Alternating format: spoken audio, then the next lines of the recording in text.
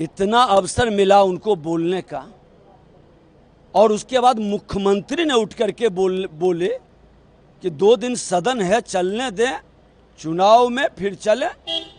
उसके बाद भी उनका किस तरह से अब शब्दों का प्रहार सदन के मर्यादा को तार तार किया, और उसके नेता चुप रहना, ये उनके जंगल राज्य में पाठशाला में पढ़ने वाले के गुंडे की मानसिकता प्रकट हुई। और इस मानसिकता का हम लोगों ने माफ़ी मांगने के लिए, खेद प्रकट करने के लिए विधानसभा अध्यक्ष जी ने भी कहा, उसके बाद भी नहीं करना। ये लोकतंत्र के हितैषी नहीं, दुश्मन है, संवैधानिक संस्था का अपमान करते हैं, और संविधान में इनको विश्वास नहीं। कह रहे हैं कि अभी तो 52 लाख लोगों का ही पता चला है कि वोट नहीं देंगे, लेकिन अभी 50 से 80 लाख लोग बिहार में वोट नहीं देंगे। ये बुत से जिन निकालने में सोच रहे थे, मरे हुए व्यक्ति के भी नाम पर वोट डालते थे। बेचैनी तो बढ़ेगी। इनको लगता है कि पूरी तरह से 2010 में साफ हो गए थे, वही स्थिति है, और इसीलिए ये बेचैन है। मुख्यमंत्री के बारे में कह रहे हैं कि उनको कुछ समझ में नहीं आ रहा, बात कुछ हो रहा है, क्या कुछ है? मुख्यमंत्री जी तो इतना साफ शब्दों में समझाने का प्रयास किए, लेकिन इनको समझ में नहीं आ रहा है, तो ये उनका दुर्भाग्य है, मुख्यमंत्री जी का नहीं। मुख्यमंत्री जी ने कहा कि सदन में 2 दिन बचा है, चलने दीजिए, चुनाव होने जा रहा है, चलिए मैदान में देख लीजिएगा जनता किसके साथ है। राहुल गांधी ने एक बयान दिया है कि जिस तरीके से महाराष्ट्र में बीजेपी ने चुनाव हाईजैक किया था, बिहार में भी चुनाव हाईजैक करने का इरादा है, इलेक्शन हाईजैक कर रही है। ये अप्पू और पप्पू दोनों मजाक बन चुके हैं। एक देश के संवैधानिक पद पर बैठे नेता प्रतिपक्ष है, एक बिहार में। ये दोनों अपना सोच और अपनी भाषा नहीं बोलते, ये जो लिख के लोग देता है उसी पर वक्तव्य देते हैं, और ये अपने को भाग्य विधाता समझते हैं। ये लोग तय करेंगे कौन जीतेगा कौन हारेगा, बयान देते हैं। अरे 2010 में आपके माता 2-2 जगह से लड़ी, हार गए, आपके परिवार के लोग हार गए। इस बार आप लोग भी चुनाव हारने जा रहे हैं। 2010 से भी खराब रिजल्ट राजद के, कांग्रेस के लोगों का होगा। लखीसराय से नहीं जीतिएगा। यही मालिक जनता है ना, यही मालिक है। लखीसराय क्षेत्र की जनता मालिक है। ये लालू प्रसाद श्रीमती राबड़ी देवी के पुत्र हो सकते हैं, पूर्व मुख्यमंत्री का सोने के चम्मच लेकर जन्म लेकर चार्टर्ड विमान पर बर्थ मनाने से विधाता नहीं हो सकती। जो जनता मालिक है और जिसको सेवा के भाव से काम करता है वो मजदूरी देती है। देखिए, तो मैं तो कहूँगा कि किसी भी संवैधानिक पद पर बैठते हुए प्रतिपक्ष के नेता जो डेटा प्रस्तुत कर रहे थे उस बिल्कुल कहीं से मेरा चुनौती है उनका कि वो डेटा मिला कहाँ से। आप बताइए कि जितने मेरे यहाँ वोटर हैं उसका 94.65% आवेदन जमा हो गया, मात्र 29 लाख लोग बचे हैं। कहाँ गए 3 करोड़ बिहार के लोग? कौन सा उनको लेबर मिनिस्ट्री दे दिया आंकड़ा कि बिहार के बाहर 3 करोड़? और मैं एक आंकड़ा बता देता हूँ आपके चैनल के माध्यम से, जरा तेजस्वी जी इसको देख लेंगे। जातीय जनगणना हुआ था, जातीय जनगणना के आधार पर मात्र 46 लाख लोग ही बिहार से बाहर हैं। या कहाँ से 3 करोड़? इसलिए बिहार को दिग्भ्रमित करने का, चुनाव को देखते हुए झूठ बोलने का, ये सब उनको नहीं करना चाहिए। एक पद की गरिमा है, एक नैतिकता है यार। बिहार के लोगों को गुमराह मत करिए, राजनीति करिए, मैं नहीं कह रहा हूँ, बट कुछ असंवैधानिक आचरण प्रस्तुत मत करिए। आप एक संवैधानिक पद पे हैं, आपका नैतिक दायित्वों का निर्वहन करना आपकी जवाबदेही है, और आप क्या क्या बोलते जा रहे हैं भाई, कुछ समझ में नहीं आ रहा है। मैं कह रहा हूं कि बिहार के लोग जातीय जनगणना के आधार पर 46 लाख लोग बाहर हैं, और हम लोग जो अभी स्किल इंडिया में जो हम लोगों ने काम अभी किया, स्किल यूनिवर्सिटी, माननीय मुख्यमंत्री जी श्रद्धेय भारत रत्न जननायक कर्पूरी ठाकुर जी के नाम पे आज बिहार में स्किल यूनिवर्सिटी की स्थापना की सहमति सदन ने दिया है माननीय मुख्यमंत्री जी के नेतृत्व में। और यूनिवर्सिटी बनेगा जहां ऐसा यूनिवर्सिटी वो सिर्फ ईंट और सीमेंट का बाजार नहीं रहेगा, ये बिहार के युवाओं का सपना रहेगा। जो माननीय कभी आज से 46 साल पहले इसी सदन में बैठ के श्रद्धेय जननायक कर्पूरी ठाकुर एक मंत्री के रूप में, एक विधानसभा के सदस्य के रूप में जब बैठ के सोचते थे इस मंदिर में कि बिहार के युवाओं के लिए हमें क्या करना चाहिए, आज माननीय मुख्यमंत्री जी के नेतृत्व में उनका सपना साकार हुआ है और बिहार में युवाओं को रोजगार और नौकरी का अवसर का बहार आया है और अगले 5 साल में 1 करोड़ हम नौकरी देंगे, यहीं तक नहीं रुकेंगे। माननीय मुख्यमंत्री का सपना है कि बिहार के हर युवाओं के हाथ में रोजगार और नौकरी का अवसर रहे। इसलिए बिहार के लोगों की तरफ से, बिहार के युवाओं की तरफ से पुनः एक बार माननीय मुख्यमंत्री आदरणीय नीतीश कुमार, माननीय उप मुख्यमंत्री आदरणीय सम्राट चौधरी जी, आदरणीय विजय सिन्हा जी को बहुत बहुत धन्यवाद, आभार। आप लोग के पास कोई डाटा है कितने लोग बिहार से बाहर हैं? बिल्कुल, मैंने तो कह ही दिया कि जातीय जनगणना में 46 लाख का डाटा है मेरे पास। गांव का नाम है, पंचायत का नाम है, पब्लिक का नाम है, इतना तक डेटा है मेरे यहाँ। अब ऐसे सदन में गुमराह करने का पता नहीं उनको कहाँ से डेटा मिल गया। और हम तो कहते हैं कि किसी राजनीतिक स्वार्थ के सिद्धि के लिए आप बिहार को वहाँ लेके मत जाइए, उस जंगल राज की तरफ मत लेके जाइए। बिहार के युवाओं को भ्रमित नहीं करिए। ये तो लोकतंत्र छोड़ दीजिए, ऊपर बैठा भगवान भी आपको माफ़ नहीं करेगा। आपके जाल में फंस के किसी का लाइफ बर्बाद हो जाएगा, कोई गलत कदम उठा लेगा। ऐसे बातों से कहीं कुछ होने जाने नहीं रहा है। इलेक्शन कमीशन कहता है भाई कि भारत का जो नागरिक होगा उसको भारत में के डेमोक्रेसी में वोट देने का अधिकार रहेगा। फिर क्या है SIR का मतलब? का आप मैसेज क्या देना चाहते हैं? और 14 जितना वोटर है उसका 94% आ गया। अभी आगे जिसका नहीं मिला है, 1 महीने का फिर टाइम मिला है। इसमें कौन सा बड़ा विषय है भाई? और क्यों नहीं एक आदमी 10 बार वोट काहे के लिए देगा लोकतंत्र में? बढ़ाया जा रहा है। बिल्कुल, 1 महीना के लिए दवा पत्ती के लिए नाम कटना जुड़वाना, किसा गलत चढ़ गया तो 1 महीना का डेट है। वो तो टीवी चैनल पे भी चल रहा था। वो तो इलेक्शन कमीशन ने बजाते हो तो डाटा भी दिया है। कितने लोग बाहर हैं, कितने लोगों का रजिस्ट्रेशन हुआ, कितने लोगों का ये नहीं हुआ। तो क्या आप कहना चाह रहे हैं? आप कह रहे हैं कि इलेक्शन कमीशन ने कुछ बताया ही नहीं पब्लिक डोमेन में। अभी साइट पे जाके इलेक्शन कमीशन का देखिए। तो मेरा कहने का मतलब है कि किसी भी राजनीतिक स्वार्थ के सिद्धि के लिए बिहार को दिशा और दशा में बदलाव मत करिए। बिहार के युवाओं को भ्रमित नहीं करिए। बिहार जिस दिशा में चल पड़ा है, आपके माताजी और पिताजी के और आपके सोच के अनुरूप बिहार अब नहीं चलेगा। ये बिहार 0 टॉलरेंस पे चलेगा। बिहार अब विकास की गति से चलेगा। बिहार अब 24 घंटे बिजली के आधार पे चलेगा। बिहार अब हाईवे रोड पे चलेगा। अब इसमें बिहार चलने वाला है। कहाँ हैं आप? इससे ऊपर उठना चाहिए, मेरा यही उनको सजेशन है। देखिए, विपक्ष जो आजकल कर रहा है ये सिर्फ और सिर्फ अफवाह फैला रहा है, भ्रम फैला रहा है।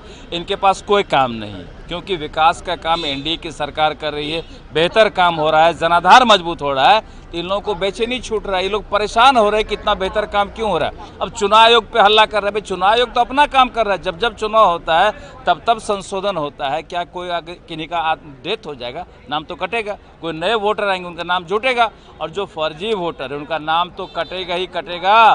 देश में कोई फर्जी वोटर नहीं रहेगा। काहे बेचैनी हो रही है? अब तो लगभग क्लियर हो चुका है, थोड़ा सा बचा है। तो बेचैनी क्यों हो रही है? ये लोग फर्जी वोटर के संरक्षक हैं, इसलिए बेचैनी में। अरे ये लोग अफवाह फैलाने वाले हैं। इनका काम ही अफवाह फैलाना, झूठ बोलना। जब कोई बेहतर काम होता है उसका विरोध करना। मुख्यमंत्री जी अपना काम बता रहे थे तो ये लोग भ्रम फैलाने में लगे। तरह तरह का झूठ बोलते हैं, तरह तरह का भ्रम फैलाते हैं। लोकसभा चुनाव के समय याद करिए, कह रहे थे आरक्षण खत्म हो जाएगा तो संविधान बदल जाएगा, पता नहीं क्या क्या भ्रम फैलाते रहते। जनता जान गई कि जब भी मौका मिलता है बोलने का, सिर्फ और सिर्फ झूठ बोलते हैं। देखिए, हम लोग लगातार प्रोटेस्ट कर रहे हैं और लगातार लोगों से बात कर रहे हैं जिनका वेरिफिकेशन हो रहा है। अभी भी चुनाव आयोग तो कह रहा है हमने 95% का वेरिफिकेशन कर लिया, चुनाव आयोग की स्टेटमेंट है। लेकिन नीचे जो जमीन में है वो ये कह रहे हैं कि 25 से BLOs कह रहे हैं सरकारी कि वेरिफिकेशन स्टार्ट होगा। हम फॉर्म को डाउनलोड करेंगे, फिर हम कहेंगे कि किसी से भी रिसीविंग नहीं ली जा रही है। तो धरातल का तो काम ही कुछ और है और चुनाव आयोग जो स्टेटमेंट दे रहा है उस दोनों का टैली नहीं कर रहा है। तो इसका साफ मतलब है कि दाग में काला है। आपकी लिस्ट पहले से तैयार है। वेरिफिकेशन तो सिर्फ एक जुमला और बहाना है जो लोगों को दिखाने के लिए और परेशान करने के लिए।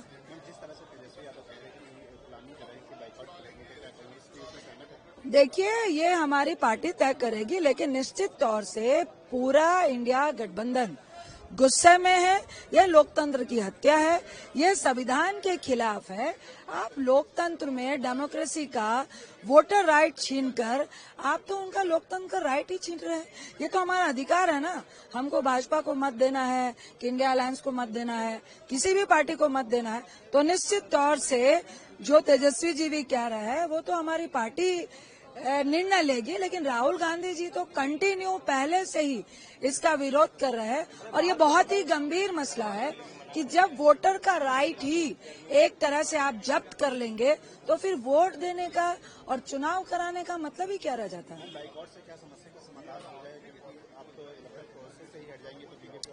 देखिए, ये उनके स्टेटमेंट है, मैं कह रही हूँ कि ये गंभीर मामला है। एक तरफ आप बाइकआउट की बात, निश्चित तौर से हम लोगों को सबको गुस्सा है, लेकिन अगर वोटर का राइट ही नहीं होगा, आप वोट डालने ही नहीं जाने दीजिएगा, तो ये तो लोकतंत्र की हत्या हो जाएगी।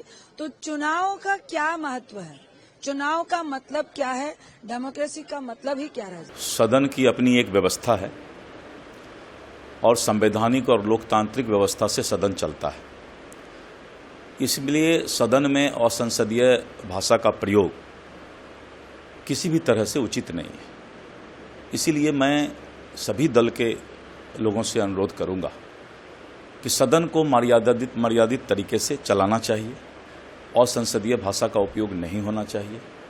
और मुझे लगता है कि इस बात को सभी लोग जरूर समझेंगे। देखिए, सबसे पहले SIR में जो वोट की बात कर रहे हैं, जो लोग जिनकी मृत्यु हो गई है, डेथ हो गया है, उनका नाम कटना चाहिए कि नहीं? तो पहले डाटा बोलने के पहले जिन लोगों की मृत्यु हुई है उतना डाटा कम करके बोलना चाहिए। जिन लोगों का नाम 2 जगह मतदाता सूची में है, क्या एक मतदाता का नाम 2 जगह रहना चाहिए? तो उनको वो डाटा भी कम करके, माइनस करके तब बोलना चाहिए। तीसरा ये कि जिन लोगों ने अपना पता दिया था कि हम इस पते पर रहते हैं और हम भारत के नागरिक हैं, और उस पता पर वो आदमी रहता ही नहीं है, इसका मतलब है कि ना तो वो वहाँ का स्थानीय निवासी है और ना उस गांव के मोहल्ले के लोग उसको जानते हैं। तो वैसे लोग भी करीब करीब 1 लाख लोग हैं। हमारा ये कहना है कि जब हम डाटा बोलते हैं तो डाटा बोलने के बाद हमको उन सब 3 चीज को माइनस कर देना चाहिए, उस पर कोई सवाल खड़ा नहीं करना चाहिए। जिनकी मृत्यु हो गई, जो जगह मतदाता हैं और जो ट्रेसलेस हैं, इस 3 को अगर कम कीजिए तो संख्या बचता ही नहीं है। तो इन सब चीज़ों को ध्यान देना होगा। इलेक्शन बॉयकॉट करने की भी बात कर रहे हैं। ये तो बाद की बात है। मैंने जो पहले सुझाव दिया है वो एक सकारात्मक सुझाव है। पहले उस सुझाव को माइनस करके तब क्या डाटा आता है तब उस पर बात करें। नीतीश कुमार पर भी कह रहे थे कि उनको कुछ समझ में नहीं आ रहा है। हाउस में नहीं, किस चीज़ पे हो रहा है, किसको क्या होता है वो तो सभी को मालूम है। सब नीतीश कुमार जी के नेतृत्व में पूरा बिहार चल रहा है, बिहार विकसित बिहार बन रहा है, इसलिए इस तरह की बातें का कोई मतलब नहीं है। जेडीयू जो है 2 खानों में दिख रही है SIR को लेकर के। कुछ भी ऐसी बात नहीं है। जो लोग बोल रहे हैं उनकी भाषा हो सकता है पहले से भी वैसी हो। विपक्ष के नेता सजा याफ्ता लालू प्रसाद के सुपुत्र, जो आपराधिक मामले में, आर्थिक अपराध के मामले में 420 के आरोपी है, उन्होंने यह मंतव्य दिया है कि SIR के मामले में हम विभिन्न दलों से विमर्श कर वोट बहिष्कार भी कर सकते हैं। तेजस्वी यादव जी, आपकी पार्टी का ट्रैक रिकॉर्ड रहा है कि माननीय नीतीश कुमार जी ने राजनीति में लेप पटका आपके पिताजी को 24 नवंबर 2005 के बाद ही दे रहे हैं। अरे, राजनीति तो आपके लिए संपत्ति सृजन का माध्यम है और आपकी बात को कौन मानने को तैयार है? हमको लगता है गठबंधन के घटक दल भी आपको मानने को तैयार नहीं होंगे। और सच को स्वीकार करिए, चूँकि बिहार में जाति सर्वे के आंकड़े यह बताते हैं कि बिहार में दलित, अति पिछड़ा और पिछड़ा समुदाय का लोग यहीं आवासित है अधिकतम।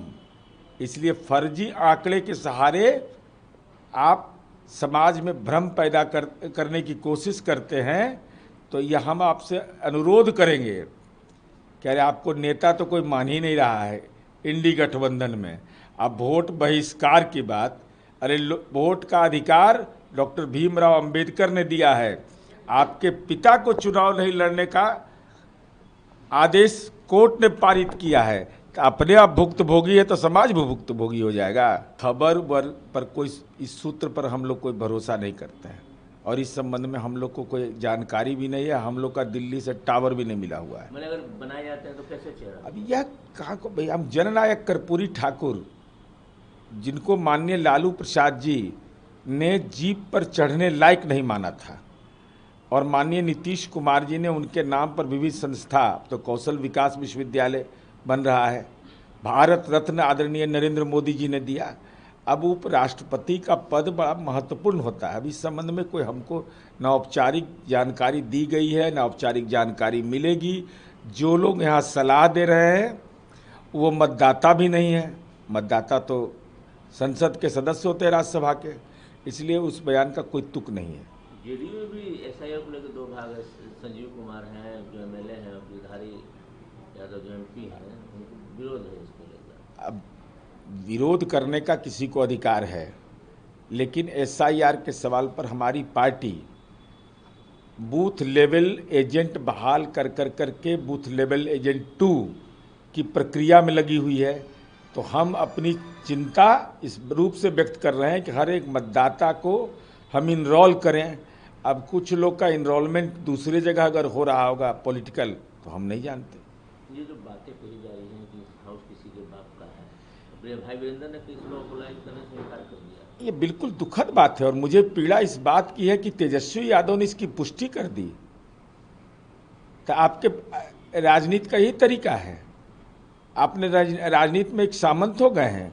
जैसे आपके पिताजी राष्ट्रीय अध्यक्ष, आप हो गए पार्टी के विधायक, तेजस्वी यादव हो गए विधानमंडल के नेता। तो स्वाभाविक है जैसा खाइएगा वैसा गाइएगा, तो वही संस्कार है। राष्ट्रीय जनता दल का वही संगठन का चरित्र है। तो ये विधायिका है और विधायिका का अपमान करना बिल्कुल गलत है। तेजस्वी यादव जी, चूंकि राजनीति के लंपट राज के आप लोग पर्याय रहे हैं, इसलिए कृपा करके विधायिका के सम्मान को बरकरार रखिए। राजनीति होते रहेगी, लेकिन ये लंपट राजनीति नहीं चलनी चाहिए। 28 तारीख से ऑपरेशन सिंदूर पर लोकसभा में डिस्कशन होगा, जो विपक्ष की लगातार मांग है। विपक्ष ऑपरेशन सिंदूर पर जो सर्वदलीय सहमति की बुनियाद पर हुआ था, हमने आतंकी ठिकानों को चंद मिनटों के अंदर ध्वस्त कर दिया। सर्वदलीय प्रतिनिधिमंडल दुनिया के अंदर गया और पाकिस्तान को राजनयिक रूप से हमने अलग थलग किया। लेकिन दुर्भाग्यपूर्ण विषय यह है कि ऑपरेशन सिंदूर जो सेना की शौर्य गाथा है, उस पर भी राजनीतिक टीका टिप्पणी और ट्वीट का खेल चल रहा था। अब तो लोकसभा में सारी बातें, पार्लियामेंट में सारी बातें आएंगी, लेकिन विपक्ष से हमारा अनुरोध होगा कि आप केवल सदन में बहस मत करिए, सदन में सरकार का जवाब भी अस्थायी रूप से बिना हिले डुले पूरी बात सदन में सुनिएगा। और जो तेलंगाना के जो सीएम रेवंत रेड्डी, वो बोलते हैं कि जब से बीजेपी सत्ता में आई है देश में थ्रेट का माहौल रहा है, एसआईआर को लेकर बोल रहे हैं बात। अब तेलंगाना के माननीय मुख्यमंत्री जी, चूँकि आप जाति सर्वे का रिपोर्ट तो आपने आज तक सार्वजनिक किया नहीं, काला है कि लाल है कि पीला है कि हरा है, तो जो आदमी अपने किए गए कार्य को ही सही नहीं बताता हो, उसको सार्वजनिक रूप से प्रदर्शित नहीं करता हो। राहुल गांधी जी बिहार में आके दावा करते हैं, तो बिहार का जाति सर्वे रिपोर्ट तो सार्वजनिक है। तो ऐसे लोग जो अपने कार्य को ही सार्वजनिक रूप से दिखाते नहीं है, प्रदर्शित नहीं करते हैं, तो उनको राजनीति का थ्रेट नजर आता है। देश एकजुट है। फारूक अब्दुल्ला को ये 11 साल जो एनडीए की सरकार दिल्ली में रही, ये इमरजेंसी काल लगता है। बोलते हैं इंदिरा गांधी का 18 महीना थे, 11 साल से है। अब देखिए, किसी को भी अपनी राय व्यक्त करने का अधिकार है। जनाब फारूक अब्दुल्ला साहब इस देश के एक शीर्ष नेताओं में से रहे हैं। संसद से लेकर के विधानसभा तक अपनी भूमिका अदा की है और वोट के अधिकार का इस्तेमाल जम्मू कश्मीर ने भी किया है, माननीय फारूक अब्दुल्ला ने भी किया है। तो जो लोग वोट का इस्तेमाल भी करते हैं, अगर वैसे लोग भी सवाल खड़ा करते हैं, तो इसका मतलब देश की संविधान की मूल आत्मा पर चोट करते हैं। इस तरह से वाइस प्रेसिडेंट ने इस्तीफा दिया, अपोजिशन के लोग तरह तरह के सवाल करते हैं, क्लियर करें। अब देखिए, देश के उपराष्ट्रपति जगदीप धनखड़ जी ने इस्तीफा दिया। उन्होंने सार्वजनिक रूप से अपनी राय व्यक्त की पत्र के माध्यम से कि मैंने स्वास्थ्य के कारण इस्तीफा दिया। उन्होंने यह कहा कि आदरणीय प्रधानमंत्री जी महामहिम राष्ट्रपति के प्रति आभार व्यक्त किया। अब विपक्ष के लोग ऐसे सवाल पर भी राजनीतिक बयान दे रहे हैं। अरे कम से कम राष्ट्रपति, उपराष्ट्रपति, सदन के जो सभापति हैं उनको तो बकस दीजिए, बाकी सारी संस्थाओं पर तो टिप्पणी कर ही रहे हैं। इसलिए बेचैन आत्मा की तरह तड़प रहे हैं।